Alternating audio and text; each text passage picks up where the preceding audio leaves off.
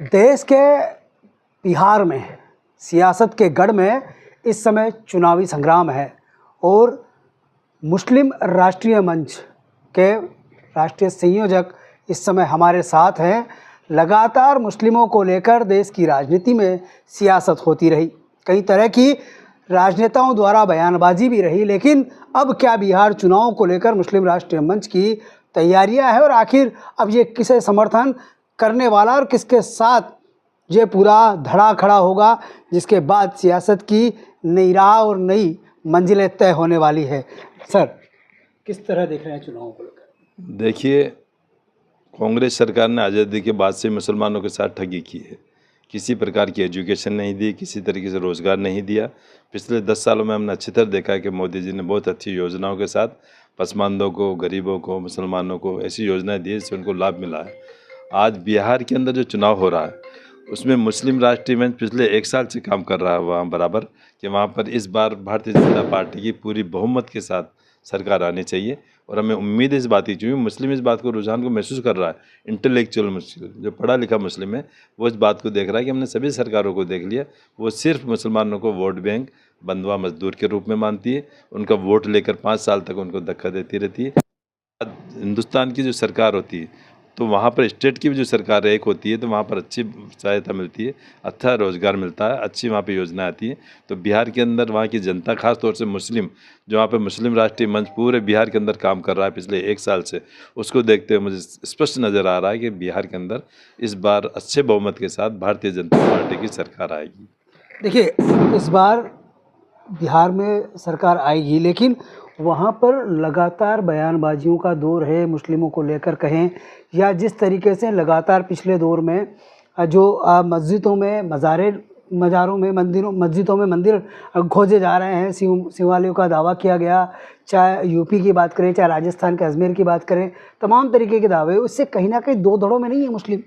देखिए, कांग्रेस और इंडिया गठबंधन ये हमेशा मुसलमानों को हाशिए पर रखना चाहता है और एक मवेशी और हमारी जान पे आ गए, वो भी किस तरीके से मुसलमानों को दूर रखकर पार्टियों, सरकारों से, बीजेपी से नुकसान पहुंचा रहे हैं। वहाँ पर जिस तरीके से ये जो बता रहे हैं कि किस तरीके से मंदिरों का, मस्जिदों का ऐसा कोई मसला है, तो सबसे बड़े मुखिया जो हमारे मोहन भागवत जी, उन्होंने भी इस बात को स्पष्ट कहा है कि छोटे छोटे नेता अपनी नेतागिरी चमकाने के लिए कुछ भी छोटी छोटी बातें कर लेते हैं, लेकिन उन्होंने कहा कि हर मस्जिद के अंदर शिवलिंग ढूंढना औचित्य नहीं है। राजनीति को चमकाने के लिए आपस में झगड़े कराना ठीक नहीं है। तो चूंकि मुस्लिम राष्ट्रीय मंच पिछले 20 सालों से जो हमारे मार्गदर्शक हैं सम्माननीय इंद्रेश जी भाई साहब, उनके साथ काम कर रहा है। 20 सालों में मुसलमानों ने अच्छी तरह महसूस किया कि संघ जो RSS जिसके लिए कांग्रेस कहती थी मुस्लिम विरोधी, बिल्कुल नहीं है। संघ इस बात को जानता है कि किस तरीके से मुसलमान आगे आए, एजुकेशन आए, इनको रोज़गार मिले, तब हमारा देश आगे बढ़ेगा। तो इस बात को महसूस करते हुए बिहार के अंदर पूरी तरह से इस बार भारतीय जनता पार्टी की सरकार अच्छे बहुमत के साथ आएगी। एक पक्ष ने आगरा के ताज में जाकर नमाज पढ़ी, दूसरे पक्ष ने जाके हनुमान चालीसा पढ़ी, लंबे समय तक वो गतिरोध रहा। उसके बाद में क्या स्थितियां हैं? भी ऐसी स्थितियां हैं कहीं मज़ारों में या दरगाहों में या मस्जिदों में? नहीं, देखिए, ऐसे बात होता हूँ कि इबादत वाली जो बात होती है तो इबादत जहाँ पर होना चाहिए वहीं पर करे तो ठीक है, लेकिन कुछ बताओ ना कि जो लोग ऐसे होते हैं कि अपनी राजनीति को ऊपर लाने के लिए, जल्दी मीडिया में आने के लिए कुछ ऐसी जो छोटी हरकत करते हैं, वो देश के लिए भी नुकसानदायक होती है और समाज के लिए भी नुकसानदायक होती है। तो बड़ा दिल रखते हुए हिंदुस्तान के अंदर देखिए सैकड़ों तरीके की हमारी भाषाएँ हैं, हज़ारों तरीके के हमारे खाने हैं, लेकिन हिंदुस्तान एक है। दुनिया का एक बहुत बड़ा एग्जाम्पल है ये कि ये अनेकता में एकता है, तो हिंदुस्तान के अंदर है। यहाँ कोई हिंदू मुस्लिम ये नहीं है। आप देखिए अफगानिस्तान में, देखिए पाकिस्तान में, देखिए मस्जिदों में बम छूट रहे हैं। यहाँ पे कोई ऐसा सुनने का है? अल्हम्दुलिल्लाह ऐसी कोई बात नहीं है। यहाँ पे हिंदू और मुस्लिम एक हो गया है। यहाँ वही मुस्लिम रुका है जो हिंदुस्तान से मोहब्बत करता था। हम हमारे बुज़ुर्गों को, हमारे सीनियरों को, उनको शुक्रिया अदा करना चाहते हैं कि उन्होंने हिंदुस्तान से मोहब्बत करके और टूटा हुआ जो टुकड़ा है पाकिस्तान, उसमें जाना पसंद नहीं किया। और आज उसी परिपाटी को लेते हुए, उसी समाज को लेते हुए आज हिंदू मुस्लिम एक होकर करते हैं। कुछ लोग कर देते हैं, उससे कोई फ़र्क नहीं पड़ता। क्या हिंदुस्तान के मुस्लिमों को ये समझ में आ चुका है कि अब उनका हित जो है वो बीजेपी देखती है? क्या बीजेपी ने 10 सालों के अंदर देश के जो मुस्लिम हैं, आधी से ज़्यादा आबादी हम इसको मान रहे हैं, तो अगर क्या तमाम योजनाओं का सीधा लाभ मुस्लिमों को मिला है, या मुस्लिमों को ये समझ में आया कि हमने बीजेपी के 10 साल में इतना विकास खुद में किया, खुद के परिवार में हुआ? लेकिन भारतीय जनता पार्टी के प्रधानमंत्री जी ने जो योजनाएं दी उसमें किसी भी तरीके से ये नहीं दिया कि इस योजना का इतना प्रतिशत मुस्लिम को दिया जाए, इतना दलित को दिया जाए, इतना सनातनी को दिया जाए। उन्होंने एक ही लाइन लिखी है कि जो गरीबी रेखा से नीचे है उनको दिया जाए, और गरीबी रेखा से नीचे आज या तो दलित हैं या मुस्लिम समाज है। सनातनी में भी ऐसे लोग हैं जो गरीबी रेखा से नीचे हैं, तो सभी उसका लाभ उठा रहे हैं। लेकिन हम आंकड़े देखेंगे तो उन योजनाओं का ज़्यादातर लाभ जो है गरीब मुस्लिमों को मिला है। उस बात को मुस्लिमों ने महसूस किया है, और आज हिंदुस्तान का मुसलमान इस बात को महसूस कर रहा है कि हमारी चाहे योजनाएं दे लीजिए, चाहे शिक्षा ले लीजिए, कितने RS-IAS पास हो रहे हैं पिछले 10 सालों के अंदर। इससे पहले कांग्रेस सरकार जब हिंदुस्तान पर राज करती थी, जब RS-IAS क्यों नहीं होते थे मुसलमान? क्योंकि उस वक्त ये देखा जाता था मुस्लिमों को दबे हुए रखो, इनको वोट तक ही रखो, आगे मत आने दो। लेकिन भारतीय जनता पार्टी इस बात को नहीं मानती। वो सोचती है मुस्लिम भी आगे आना चाहिए, जो इंटेलेक्चुअल है वो आना चाहिए, जो गरीब है उसको मिलना चाहिए।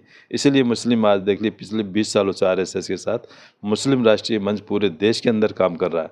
और मुझे भी ये सौभाग्य मिल रहा है कि उत्तरी भारत के अंदर जो मुझे प्रभारी बना रखा है सम्मानीय इंद्रेश जी भाई साहब ने, आए दिन अलग अलग स्टेटों में जाते हैं, उनको इस बात का फक्र होता है कि देखिए जिसके लिए विपक्ष से कांग्रेस ही कहते थे RSS मुसलमानों के विरोधी है, इनका हित नहीं चाहती, आज 20 सालों में महसूस कर रहे हैं कि RSS पूरी तरह से मुसलमानों को गले लगा के आगे चलना चाहती है। अपना जो राष्ट्रवादी का जो नारा, उनका पहला नारा है कि हिंदुस्तान से मोहब्बत करो। कुरान पाक में लिखा है हुब्बल वतनी निस्फुल ईमान, हुब्बल वतनी मिनल ईमान। ईमान, वतन से मोहब्बत करना ईमान का हिस्सा है। फिर भी मुस्लिमों को इस बात की जानकारी, लेकिन अब मुस्लिम राष्ट्रीय मंच इंटेलेक्चुअल आदमी ये बता रहा है कि वतन से पहले काम होता है हमारे मुल्क से मोहब्बत करें। देखिए, जो बीते दिनों एक बड़ा एक हमला, आतंकी हमला हुआ था जम्मू में, जब वहाँ पर लोगों से, जो पर्यटक थे देश के, उनसे ये पूछ कर मारा गया कि हाँ आप हिंदू हैं, आप मुस्लिम हैं, और उसको लेकर बड़ी सियासत हिंदुस्तान में हुई। हिंदुस्तान के बाहर भी वो तस्वीरें वायरल हुई और तमाम लोगों ने उसे सोशल मीडिया पर ट्रेंड किया, मैसेज किए, कमेंट्स किए। उसको लेकर भी क्या मुस्लिम अब एक हाशिए पे नहीं है कि उनको नहीं लगता है कि हम में डर है कि या हम दो गुट में बट गए, या अलग अलग पक्षों में हैं, या अलग अलग संप्रदाय समुदाय में हैं? पहलगाम से बुरा और गलत हरकत पूरी दुनिया में कहीं भी नहीं हुई। जो दुर्भाग्य की बात रही है कि नाम पूछ कर उनकी बेटियों के सामने, उनकी पत्नियों के सामने, उनकी माँओं के सामने जो दरिंदगी हरकत करी आतंकवादियों ने, उसका हिंदुस्तान ने, पूरे दुनिया के मुसलमानों ने उसका विरोध किया है और उस बात की निंदा की है, और करनी भी चाहिए। इस बात के लिए मुस्लिम राष्ट्रीय मंच का जो एक डेलीगेशन मेरे नेतृत्व के अंदर पहलगाम गया, वहाँ पे लाल चौक पे गया, सब जगह जा जा के आतंकियों के पुतले जलाते हुए, पाकिस्तान के पुतले जलाते हुए, क्योंकि इन आतंकवादियों को अगर कोई श्रेय दे रहा है या कोई अगर उनको जगह दे रहा है तो सिर्फ पाकिस्तान मुल्क है। तो पूरे हिंदुस्तान की जनता उस वक्त ये चाहती थी, खासतौर से मैंने देखा कश्मीर में जाके, वहाँ की जनता भी इस बात को महसूस कर रही थी कि ऐसे लोगों को ऐसे सबक दिया जाए जिससे ज़िंदगी भर याद रखा जाए, ताकि आइंदा ऐसे नहीं हो। क्योंकि वहाँ पर कश्मीर के पूरे रोज़गार ही ख़त्म हो गए इस बात से कि इस तरीके से होंगे तो कौन यहाँ पर पर्यटक आएगा। तो वहाँ पर इस बात को देखा तो वहाँ पर हमें गर्व है इस बात का कि हिंदुस्तान की जनता की आवाज़ को महसूस किया हिंदुस्तान के प्रधानमंत्री सम्माननीय नरेंद्र मोदी जी ने।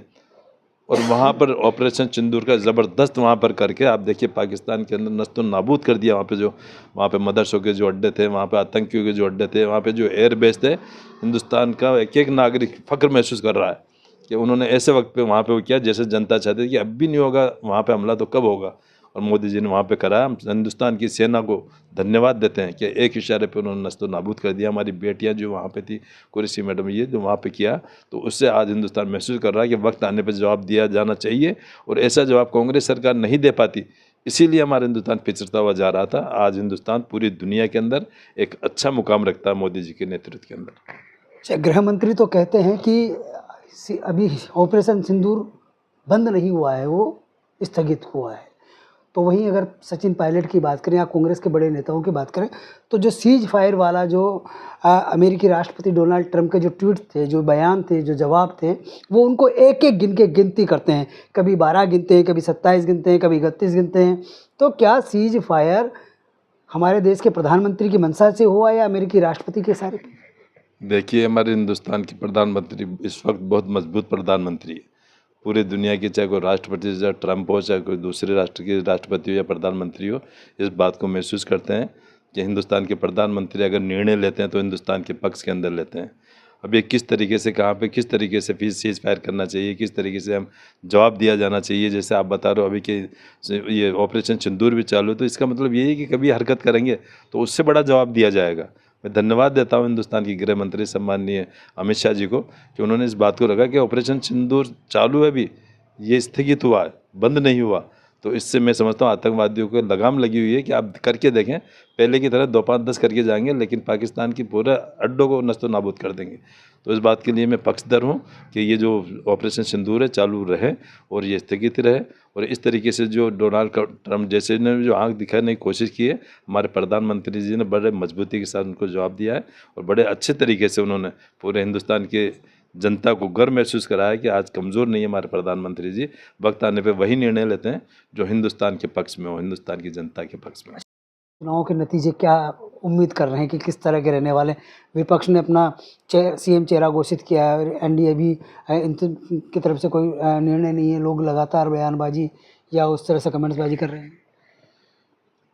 अब के इस बार स्पष्ट नज़र आ रहा है कि भारतीय जनता पार्टी बिहार के अंदर सरकार स्पष्ट बहुमत के साथ बनाएगी।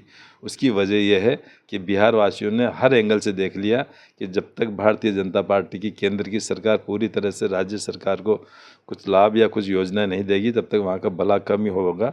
इसलिए वहाँ की जनता, खास तौर से मैं कहता हूँ मुस्लिम राष्ट्रीय मंच के लोग भी जो हमसे जुड़े हैं वहाँ पे, उन लोगों ने भी इस बात के लिए कहा कि इस बार मुस्लिम राष्ट्रीय मंच के मुस्लिम भाई भी अच्छा वोटिंग करके अच्छी बहुमत के साथ भारतीय जनता पार्टी की सरकार को बिहार में लाने की कोशिश कर रही है और आएगी इंशाल्लाह, ऐसी मुझे पूरी उम्मीद है। बिहार के साथ राजस्थान में उपचुनाव है, अंता में बड़ा घमासान छिड़ा हुआ है, क्या देख रहे हैं? अंता के अंदर भारतीय जनता पार्टी के कैंडिडेट्स बहुत अच्छे कैंडिडेट है, स्थानीय कैंडिडेट है, निर्विवाद कैंडिडेट है।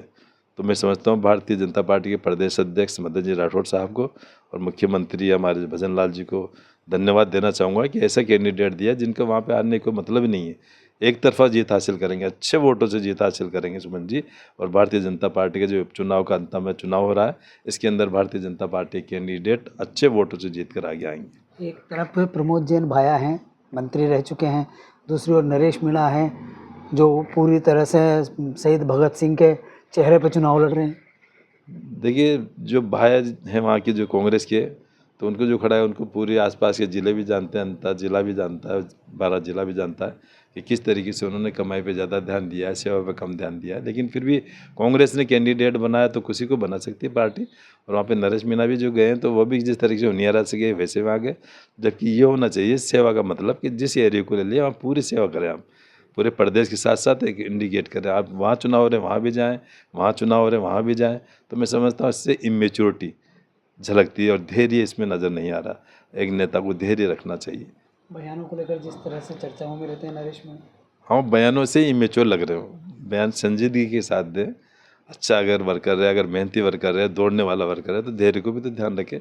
आप बहुत अच्छे दौड़ते हैं, बहुत वो करते हो, लेकिन किसी से बदतमीजी कर लेते हो तो उसका पूरा मैसेज पूरी जनता पे जाता है कि ऐसा नहीं होना चाहिए। देश की अक़लियत को किस तरह का संदेश है राष्ट्रीय मुस्लिम मंच की ओर से? देश की अक़लियत को यही मैसेज है मुस्लिम राष्ट्रीय मंच की तरफ से कि जिस तरीके से सरदार वल्लभ भाई पटेल ने 1947 के अंदर बिखरे हुए हिंदुस्तान को एक किया, 560 से ज़्यादा विरासतों को किस तरीके से उन्होंने काबू में किया, कश्मीर को किस तरीके से बचाए रखा। हालांकि पंडित जवाहरलाल नेहरू की हमारे जो शेख अब्दुल्ला थे उनसे मिलकर जो POK गया है वो उसी गलती से गया है, वरना पूरा कश्मीर हिंदुस्तान के अंदर ही रहता और आने वाले समय में POK फिर वापस आएगा। तो मैं समझता हूँ मुसलमानों को, सनातनियों को आपस में मिलके इस देश को आगे बढ़ाने के लिए, इस देश को मजबूत बनाने के लिए जो एकता देके गए थे हमारे जो सरदार वल्लभ भाई पटेल थे, उस एकता को मजबूत बनाए रखने के लिए, आगे बढ़ने के लिए, हिंदुस्तान की जनता को खुशहाल रखने के लिए आपस में मोहब्बत और खुलूस रखना बहुत ज़रूरी है।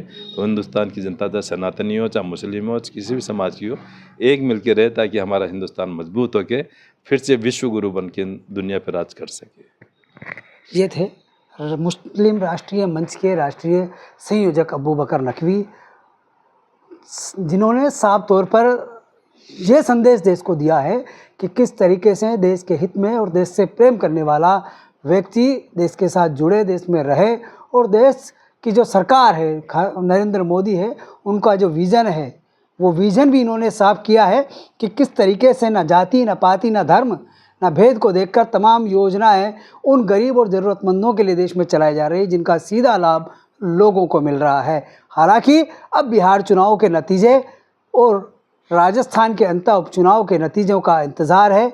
जिस तरह से दावा किया है कि दोनों ही जगह पर बीजेपी जीतने वाली है और बिहार में एक बार फिर से एनडीए की सरकार बनने वाली है, तो उम्मीद यही है, नतीजों पर नज़र रहेगी। आप देखते रहिए बात राजस्थान में। पुरुषोत्तम जोशी टाउन।